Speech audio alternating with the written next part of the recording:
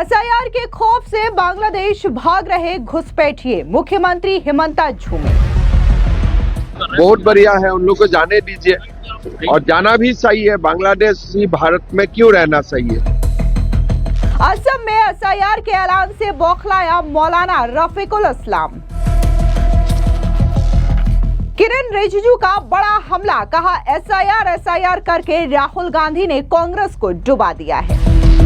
राहुल गांधी ने एसआईआर करके पार्टी को डुबा दिया है। पश्चिम बंगाल में ममता बनर्जी और टीएमसी के भारी विरोध के बावजूद एसआईआर की प्रक्रिया हो रही है, लेकिन इन सब के बीच में बड़े स्तर पर बांग्लादेशी घुसपैठिए जो है वो अपना बोरिया बिस्तर बांध करके उल्टे पांव बांग्लादेश लौट रहे हैं। अब जैसे जैसे ये तस्वीरें सामने आ रही है, बीजेपी लगातार ममता बनर्जी पर हमलावर नजर आ रही है। इस बीच असम के मुख्यमंत्री हिमंता बिस्वा शर्मा ने कहा कि अगर एसआईआर के डर से बांग्लादेशी घुसपैठिए वापस जा रहे हैं तो हमें इसका स्वागत करना चाहिए। दरअसल आपको बता दें कि असम के मुख्यमंत्री हिमंता बिस्वा शर्मा ने बंगाल में हो रहे एसआईआर विरोध पर तीखी प्रतिक्रिया देते हुए कहा कि बंगाल में एसआईआर शुरू हो चुका है और जो भी बांग्लादेशी घुसपैठिए हैं उन्हें भारत में नहीं रहना चाहिए, बल्कि अगर वो बांग्लादेश वापस जा रहे हैं तो इसका स्वागत किया जाना चाहिए। आप भी सुनिए क्या कुछ मुख्यमंत्री हिमंता ने कहा। एसआईआर के लिए कौन सवाल उठा रहा है। ममता बनर्जी बोल रही है कि अगर बीजेपी वाले खेलेंगे तो फिर बहुत बुरा परिणाम होगा। ममता बनर्जी बोला, लेकिन एसआईआर तो बंगाल में शुरू हो गया। कई सारे घुसपैठिए जो है वो बांग्लादेश की तरफ रवाना भी कर रहे हैं। बहुत बढ़िया है, उन लोग को जाने दीजिए और जाना भी सही है। बांग्लादेश ही भारत में क्यों रहना सही है।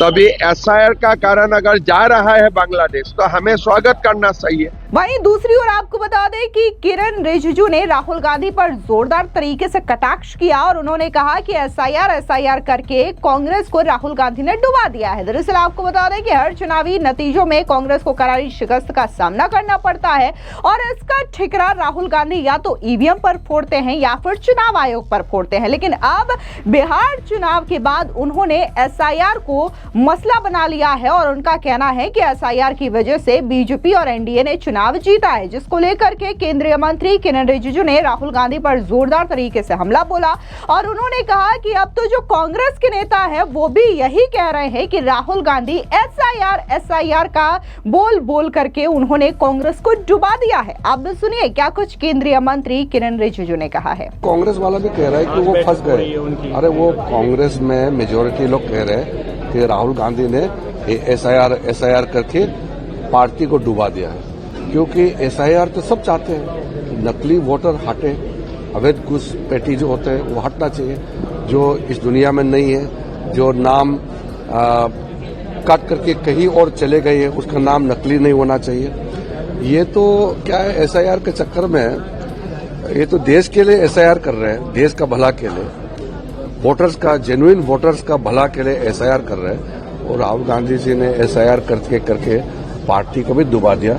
पॉलिटिकली हमारा कोई नुकसान नहीं है, लेकिन इस तरह का बात करके देश के लिए भी ठीक नहीं। वहीं आपको बता दें कि चुनाव आयोग के वोटर रोल के एसआईआर पर नए निर्देशों के बाद असम में एक बड़ा राजनीतिक तूफान खड़ा हो गया है। ये विवाद इस बात को लेकर के है कि दूसरे राज्यों में सिर्फ 2 दिन पहले आने वाले लोग भी अगर काम के लिए असम में रह रहे हैं तो रहने का इरादा रखते हैं तो वे फॉर्म 8 का इस्तेमाल करके वोटर रजिस्ट्रेशन के लिए अप्लाई कर सकते हैं। अब विपक्षी पार्टियों ने इसकी कड़ी आलोचना की है। उनका आरोप है कि सत्ताधारी बीजेपी 2026 में असम विधानसभा चुनावों से पहले वोटर्स को इंपोर्ट करने की जमीन तैयार कर रहा है।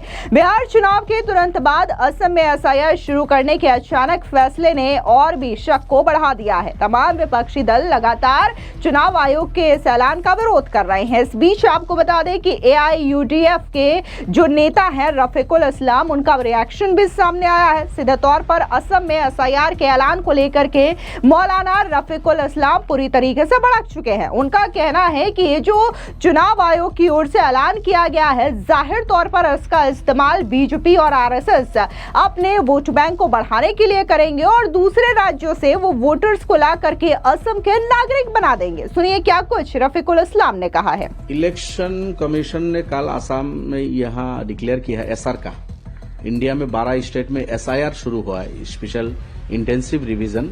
तो उसमें बोला था कि आसाम में नहीं होगा, चूंकि आसाम में एनआरसी का काम चल रहा है। यहाँ एनआरसी के लिए हर आदमी का वोटर लिस्ट, सिटीजनशिप का जो भी कागजात है बहुत उनको देखा गया, एग्जामिन किया गया है, इसकी जरूरत नहीं है बोल के आसाम को एसआईआर से अलग किया था।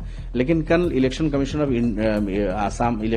ऑफ आसाम ने डिक्लेयर किया है कि आसाम में एसआर होगा, 22 तारीख से शुरू होगा, मतलब स्पेशल रिवीजन एसआर।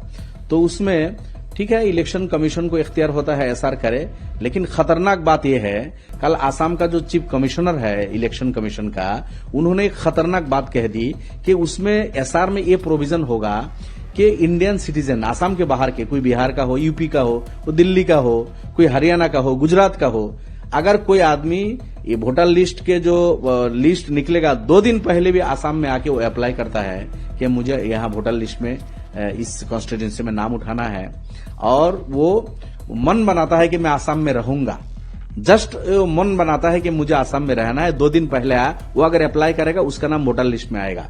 ये बहुत खतरनाक साजिश है, मैं समझता हूं।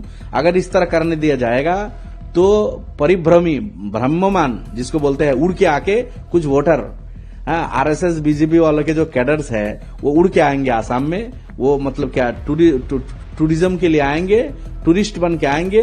2 दिन 5 दिन पहले एक 10 बाई 10 रूम में 150 आदमी का पता लगाएगा, एड्रेस लिखवाएगा, और वहां से उस रूम से जो 10 बाई 10 रूम में 2 या 4 5 आदमी रह सकते हैं, जहां से वो दूसरे स्टेट में भी किया है, 100 150 200 300 आदमी का एड्रेस उसी रूम में होके फिर वोटर लिस्ट में नाम इंक्लूड करेगा और यहां वोट डाल के जाएगा बीजेपी को, अपने पसंद के कैंडिडेट को। फिर इलेक्शन के बाद वो चला जाएगा, आपका खत्म, निकल जाएगा। तो ये जो उसमें है ये बहुत खतरनाक है, डेमोक्रेसी को हत्या करने वाली बात है, और ये इसको चिंता में डालने वाली बात है। मैं समझता हूं सब पॉलिटिकल पार्टीज को चौकन्ना होना चाहिए कि कहीं 10 बाई 10 रूम में 100 आदमी 150 आदमी गुजरात से, बिहार से, यूपी से और दिल्ली हरियाणा से बीजेपी और आरएसएस के कैडर को लाके यहाँ वोटर लिस्ट रिवीजन से 2 दिन पहले आके अप्लाई करा के एक एक कॉन्स्टिट्यूंसी में 10-10-20 हजार का नाम इंक्लूड कराना, ये ना हो जाए, इसके लिए हर किसी को चौकन्ना रहना है। अगर इस तरह करेगा तो फिर बर्बाद हो जाएगी, डेमोक्रेसी नहीं रहेगी, इलेक्शन का कोई मतलब ही नहीं रहेगा। यह है इसमें चिंता की बात जो असर होगा। मैं समझता हूं पूरे आसाम के लोगों को अलर्ट रहना चाहिए, हर पॉलिटिकल पार्टीज को अलर्ट रहना चाहिए। इस तरह 2 नंबरी वोट बाहर से आके आसाम में इंक्लूड करा के वोट देके फिर निकल जाने का डर है, और ये कल इंगित, इसका indication election commission of Assam के इसमें बयान में ये हुआ। दूसरी बात तो हम नो डाउट उसके लिए हम अलर्ट रहेंगे, चौकन्ना रहेंगे। हालांकि मुख्यमंत्री हिमंता बिस्वा शर्मा ने इन तमाम आरोपों को सिरे से खारिज करते हुए गलत बताया। उन्होंने कहा कि एक ही समय में 2 राज्यों में नाम नहीं हो सकते। मुख्यमंत्री ने कहा कि अगर कोई दूसरे राज्य से यहाँ परमानेंट आता है, जैसे कि रेलवे या फिर ऑयल का कर्मचारी, तो उन्हें पहले अपना नाम पिछली वोटर लिस्ट से हटाना होगा। किसी का नाम 2 जगहों पर नहीं हो सकता, इसमें कोई विवाद नहीं है। दरअसल आपको बता दें कि मीडिया में आई खबरों और राजनीतिक आलोचना के बाद चुनाव आयोग ने एक ऑफिशियल सफाई भी जारी की है, जिसमें इस दावे को खारिज कर दिया गया है कि लोग सिर्फ 2 दिन रह करके रजिस्टर कर सकते हैं। असम के डिप्टी सेक्रेटरी और ज्वाइंट चीफ इलेक्टोरल ऑफिसर के मुताबिक सिर्फ वही लोग लंबे समय तक असम में रहना चाहते हैं और आमतौर पर एक पते पर रहते हैं, वे फॉर्म 8 का इस्तेमाल करके अपना नाम ट्रांसफर के लिए अप्लाई कर सकते हैं। ऐसे एप्लीकेशन वेरिफिकेशन के बाद ही स्वीकार किए जाते हैं। दरअसल आपको बता दें कि स्पेशल रिवीजन चल रहा है और असम 2026 के चुनावों की ओर बढ़ रहा है, इसीलिए यह मुद्दा राजनीतिक रूप से गर्मा गया है। आलोचकों का कहना है कि चुनाव आयोग के कम्युनिकेशन में स्पष्टता की कमी थी, जबकि सत्ताधारी पार्टी बीजेपी विपक्ष पर बेवजह घबराहट पैदा करने का आरोप लगा रही है, और इस बढ़ते विवाद ने असम के इलेक्टोरल रोल रिवीजन को कड़ी जांच के दायरे में ला दिया है और पार्टी लाइन से हटकर ट्रांसपेरेंसी की मांग तेज हो चुकी है। लेकिन इन सब के बीच में एसआईआर का जब से ऐलान हुआ है और एसआईआर की प्रक्रिया पश्चिम बंगाल में शुरू हुई है, उसके बाद से बड़े स्तर पर बांग्लादेशी घुसपैठिए जो है वो बंगाल छोड़ करके भाग रहे हैं। रोज तस्वीरें सामने आ रही है पश्चिम बंगाल से, जहां पर जो बांग्लादेशी और रोहिंग्या घुसपैठिए हैं वो अपना बोरिया बिस्तर बांध करके बड़ी संख्या में बांग्लादेश बॉर्डर के करीब देखने को पाए गए हैं। और ऐसे में एक संख्या के मुताबिक तकरीबन 150 से 200 जो बांग्लादेशी घुसपैठिए हैं वो हर रोज बांग्लादेश जा रहे हैं पश्चिम बंगाल छोड़ करके।